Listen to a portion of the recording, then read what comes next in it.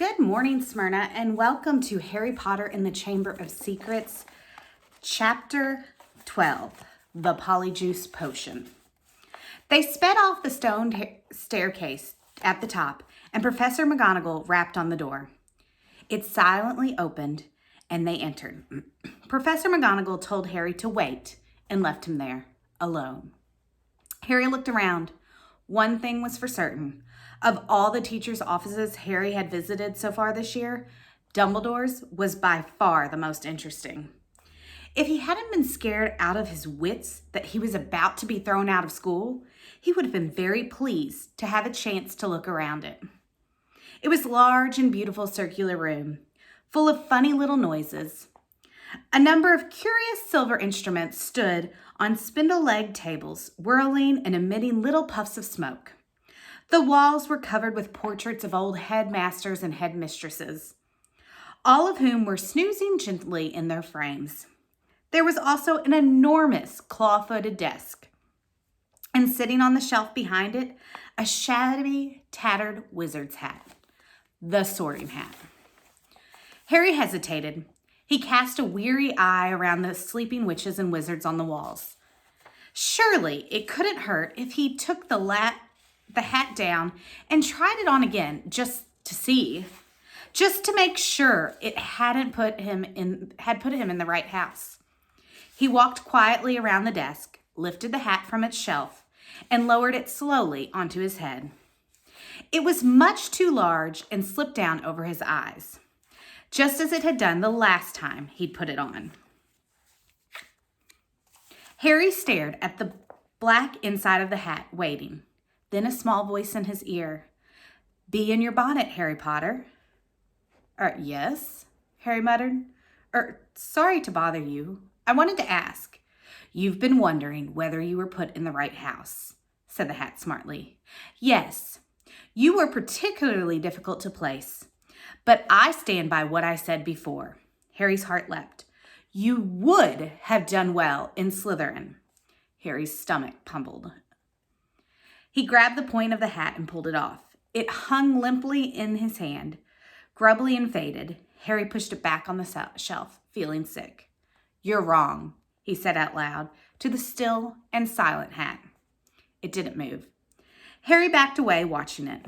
Then a strange gagging noise behind him made him wheel around. He wasn't alone after all. Standing on a golden perch behind the door was a decrepit-looking bird that resembled a half-plucked turkey. Harry stared at it, and the bird looked balefully back, making its gagging noise again. Harry thought it looked ill. Its eyes were dull, and even as Harry watched, a couple more feathers fell out of its tail. Harry was thinking that all he needed was for Dumbledore's pet bird to die while he was alone in the office with it, when the bird burst into flames. Harry yelled in shock and backed away into the desk. He looked feverishly around in case there was a glass of water somewhere, but couldn't see one. The bird, meanwhile, had become a fireball. It gave one loud shriek, and next second there was nothing but a smoldering pile of ash on the floor. The office door opened. Dumbledore came in, looking very somber. "Professor!" Harry gasped. "Your bird, I couldn't do anything. He just caught fire." To Harry's astonishment, Dumbledore smiled. "About time, too," he said. "He's been looking dreadful for days. I've been telling him to get a move on." He chuckled at the stunned look on Harry's face. "Fawkes is a phoenix, Harry. Phoenixes burst into flames when it's time for them to die and are reborn from the ashes. Watch him." Harry looked down in time to see a tiny, wrinkled newborn bird poke its head out of the ashes. It was quite as ugly as the old one. "It's a shame you had to see him on a burning day," said Dumbledore, seating himself back against his desk. "He's really very handsome most of the time. Wonderful red and gold plumage. Fascinating creatures, phoenixes. They can carry immensely heavy loads. Their tears have healing powers, and they make highly faithful pets." In the shock of Fawkes catching fire, Harry had forgotten what he was there for. But it all came back to him as Dumbledore settled himself in the high chair behind the desk and fixed Harry with his penetrating light blue stare. Before Dumbledore could speak another word, however, the office door flew open with an almighty bang, and Hagrid burst in, a wild look in his eyes. His baklava perched on top of his shaggy black head, and the dead rooster still swinging from his hand. "It wasn't Harry, Professor Dumbledore," said Hagrid urgently. "I was talking to him seconds before the kid was found. He never had time, sir." Dumbledore tried to say something, but Hagrid went ranting on, waving the rooster around in agitation, sending feathers everywhere. "It can't have been him. I'll swear it in front of the Ministry of Magic if I have to."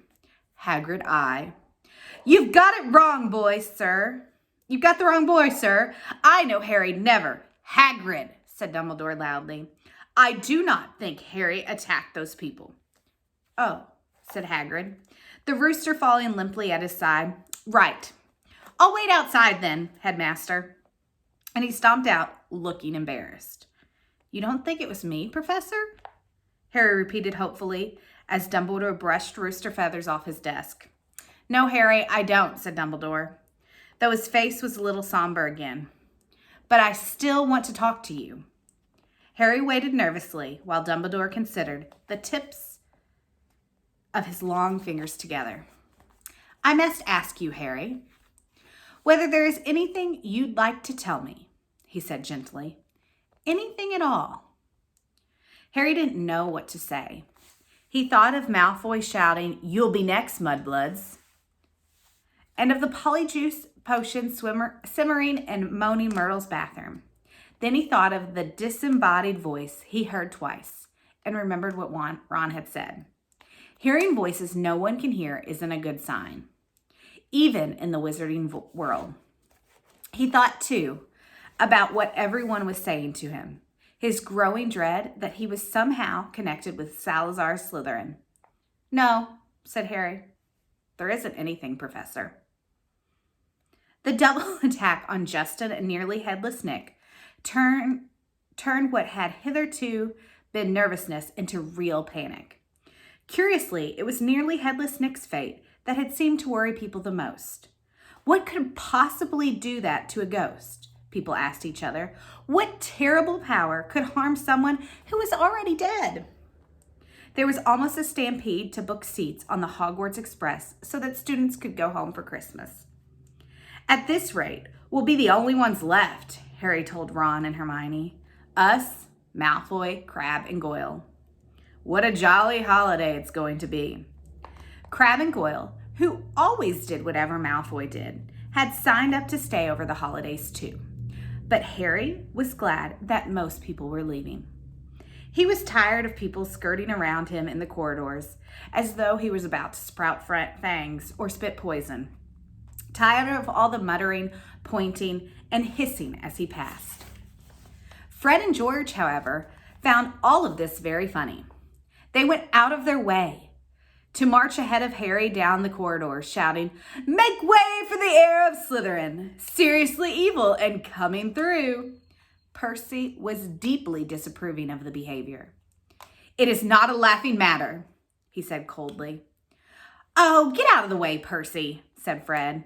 "Harry's in a hurry." "Yeah, he's off to the Chamber of Secrets for a cup of tea with his fanged servant," said George cordially. Ginny didn't find it amusing either. "Oh, don't," she wailed every time Fred asked Harry loudly who he was planning to attack next. Or when George pretended to ward off Harry with a large clove of garlic when they met. Harry didn't mind. It made him feel better that Fred and George, at least, thought the idea of him being Slytherin's heir was quite ludicrous. But their antics seemed to be aggravating Draco Malfoy, who looked increasingly sour each time he saw them at it. "It's because he's bursting to say it's really him," said Ron knowingly. "You know how he hates anyone beating him at anything. And you're getting all the credit for his dirty work." "Not for long," said Hermione in a satisfied tone. "The polyjuice potion's nearly ready. We're getting the truth out of him any day now." At last, the end of term, and a silence deep as the snow on the grounds descended on the castle. Harry found it peaceful rather than gloomy, and enjoyed the fact that he, Hermione, and the Weasleys had the run of Gryffindor Tower, which meant they could play Exploding Snap loudly without bothering anyone, and practice dueling in private. Fred, George, and Ginny had chosen to stay at school rather than visit Bill in Egypt with Mr. and Mrs. Weasley. Percy, who disapproved of what he termed their childish behavior, didn't spend much time in the Gryffindor common room. He had already told them pompously that he was only staying over Christmas because it was his duty as a prefect to support the teachers during this troubled time. Christmas morning dawned cold and white. Harry and Ron, the only ones left in the dormitory, were woken very early by Hermione, who burst in fully dressed and carrying presents for both of them. "Wake up," she said loudly, pulling back the curtains at the window. "Hermione, you're not supposed to be in here," said Ron, shielding his eyes against the light. "Merry Christmas to you too," said Hermione, throwing him his present. "I've been up for nearly an hour, adding more lace wings to the potion. It's ready." Harry sat up, suddenly wide awake. "Are you sure?" "Positive," said Hermione, shifting Scrabbers the rat so that she could sit down at the end of Ron's four-poster. "If we're going to do it, I say it should be tonight." At that moment, Hedwig swooped into the room, carrying a very small package in her beak. "Hello," said Harry happily as she landed on his bed. "Are you speaking to me again?" She nibbled his ear in an affectionate sort of way, which was a far better present than the one she had brought him, which turned out to be from the Dursleys. They had sent Harry a toothpick and a note telling him to find out whether he'd be able to stay at Hogwarts for the summer vacation too. The rest of Harry's Christmas presents were far more satisfactory. Hagrid had sent him a large tin of fudge, which Harry decided to soften by the fire before eating. Ron had given him a book called Flying with Cannons, a book of interesting facts about his favorite Quidditch team, and Hermione had bought him a luxury eagle feather quilt. Harry opened the last present to find a new hand-knitted sweater from Mrs. Weasley and a large plum cake. He read her card, and with a fresh surge of guilt, thinking about Mr. Weasley's car, which hadn't been the same since its crash with the Whomping Willow, and the bout of rule breaking he and Ron were planning next. No one, not even someone dreading taking Polyjuice Potion later, could fail to enjoy Christmas dinner at Hogwarts. The Great Hall looked magnificent. Not only were there a dozen frost-covered Christmas trees with thick streams of holly and mistletoe crisscrossing the ceiling, but enchanted snow was falling warm and dry from the ceiling. Dumbledore led them in a few of his favorite carols, Hagrid booming more and more loudly with every goblet of eggnog he consumed. Percy hadn't noticed that Fred had bewitched his perfect badge so that it now read Pinhead, kept asking him all what they were snickering at. Harry didn't even care that Draco Malfoy was making loud, snide remarks about his new sweater from the Slytherin table. With a bit of luck, Malfoy would get his compliments in a few hours' time. Harry and Ron had barely finished their third helping of Christmas pudding when Hermione ushered them out of the hall to finalize the plans for the evening. "We still need a bit of people you're changing into," said Hermione matter-of-factly, as though she were sending them to the supermarket for a laundry detergent. "And obviously, it'll be best if you can get something of Crabbe and Goyle's. They're Malfoy's best friends. He'll tell them anything. And we also need to make sure the real Crabbe and Goyle can't burst in on us while we're interrogating him." "I've got it all worked out," she said, smoothly ignoring Harry and Ron's stupefied faces. She held up 2 plum chocolate cakes. "I've filled these with a simple sleeping dust. All you have to do is make sure that Crabbe and Doyle find them. You know how greedy they are. They're bound to eat them up. Once they're asleep, pull out a few of their hairs, and hide them in a broom closet. Harry and Ron looked incredulously at each other. Hermione, I don't think. This could go seriously wrong. But Hermione had a steely glint in her eye, not unlike the one Professor McGonagall sometimes had. The potion will be useless without Crabbe and Goyle's hair, she said sternly. You do want to investigate Malfoy, don't you? Oh, all right, said Harry. But what about you? Whose hair are you ripping out? I've already got mine, said Hermione brightly, pulling a tiny bottle out of her pocket and showing them the single hair inside it. Remember Millicent Bulstrode's wrestling with me at the dueling club? She left this on my robe when she was trying to strangle me. And she's gone home for Christmas, so I'll just have to tell the Slytherins I've decided to come back.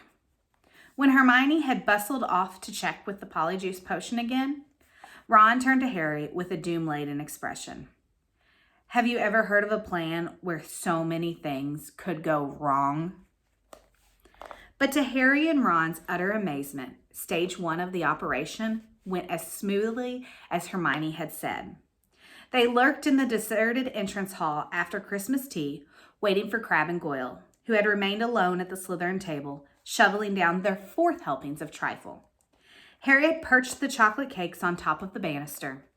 When they spotted Crabbe and Goyle coming out of the great hall, Harry and Ron hid quickly behind a suit of armor next to the front door. How thick can you get? Ron whispered ecstatically as Crabbe gleefully pointed out the cakes to Goyle, grabbing them. Grinning stupidly, they stuffed the cakes whole into their large mouths. And for a moment, both of them chewed greedily, looks of triumph on their faces. Then, without the smallest change of expression, they both kneeled over backwards onto the floor. By far, the hardest part was hiding them in a closet across the hall. Once they were safely stowed among the brooms and buckets, Harry yanked out a couple of the bristles that covered Goyle's forehead, and Ron pulled out several of Crabbe's hairs. They also stole their shoes because their own feet were far too small for Crabbe and Goyle's size feet. Then, still stunned at what they had just done, they sprinted up to Moaning Myrtle's bathroom. They could hardly see for the thick black smoke issuing from the stall in which Hermione was stirring the cauldron. Pulling the robes up over their faces, Ron and Harry knocked softly on the door. Hermione? They heard the scrape of the lock and Hermione emerged, shiny-faced and looking anxious. Behind her, they heard a gloop-gloop of bubbling gluttonous potion. 3 glass tumblers stood ready on the toilet seat. Did you get them? Hermione asked breathlessly. Harry showed her Goyle's hair. Good, and I sneaked these spare robes out of the laundry, Hermione said, holding up a small sack. You'll need bigger sizes once you're Crabbe and Goyle. And the 3 of them stared into the cauldron.